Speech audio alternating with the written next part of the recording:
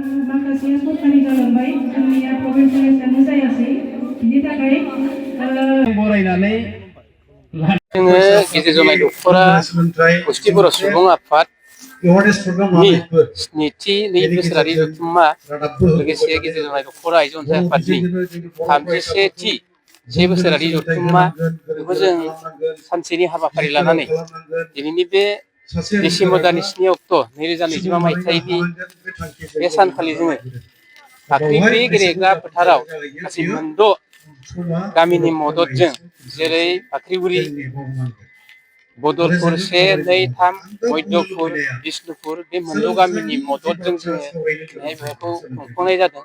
जोंना गिबि हाबाफारि लादोंमोन बे गिबि हाबाफारियानो जाबाय जायगा फोसाबनाय नैथि हाबाफारि थांफैब्लां बेखेवनाय थामथि हाबाफारि बायदि लादोंमोन जोंनि गाहाय सायनासालि बेखेवनाय बिनि उनावहाय फिरफिला बिर होनाय बिनि उनाव गोथै सि बावनाय बेफोर हाबाफारिया जालांबाय लोगोसे जों गासै गंफ्रोम गामिनिफ्राय जों थान्दै बिथांमोनखौ जों हांख्रायहरदों मोनसे गामियाव जोङो गासै सा 25 हांख्रायहरदों। दा जोंनि बे थान्दै मेलाव गासै 500-600सोनि गेजेराव सफैगोनखौ जों मिजिंथिदों।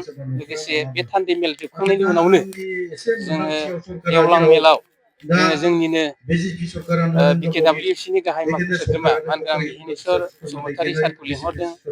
गाहाय आलासि महरै जोंनिनो गुस्थि बर' सुबुं आफादनि गाहाय आफादगिरि मानगोनां मनरन्जन बसुमतारी सारखौ जों लिंहरदों। लोगोसेनो आइजो अनसाय आफादनि सासे नेहाथारि मानगोनां मुस्रिमा सुभारानि बसुमतारी आब'खौबो जों लिंहरदों। लोगोसे जोंनि साखाथि फाखाथियाव थानाय गुबुन गुबुन माहारियारि आफादफोरनि दैदेनगिरि मानगोनां बिथांमोनखौबो जों गेवलां मेलाव हांख्रायदों। लोगोसेनो जोंनि थाखानाय बर' हारिनि मोनफ्रोमबो आफादफोर जेरै बर' फरायसा आफाद, बर' थुनलाइ आफाद, धोरोमारि गौथुम, बाथौ धोरोम, ब्रह्म धोरोम गासै आफादफोरखौ जों लेंहरदों।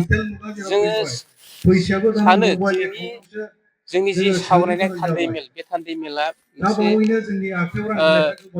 मोजां मोनसे महर मोनगोन मोजां मोनसे थांखि लागोन बेखौ जों आसा खालामदों गासै थान्दै बिथांमोननि गेजेरजों। लोगोसे आलासि मानगोनां बिथांमोननिफ्राय जों गोबां जों मिथियै खोथाफोर बे मिथियै खोथाफोरखौ जों मिथिगोन जों बेखिनिखौ आसा खालामनाय जाबाय।